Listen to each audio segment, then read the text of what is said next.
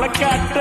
கேட்டுப்பாரு கொடி பிடிச்ச கதை அது சொல்லும் அந்த டூரிங் டாக்கிஸ கேட்டுப்பாரு படம் பார்த்த கதை அது சொல்லும்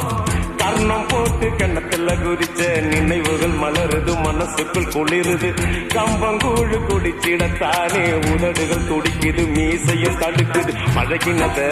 மறக்கலையே அந்த பருவம் இப்போ கிடைக்கலையே காட்சிகளுக்கு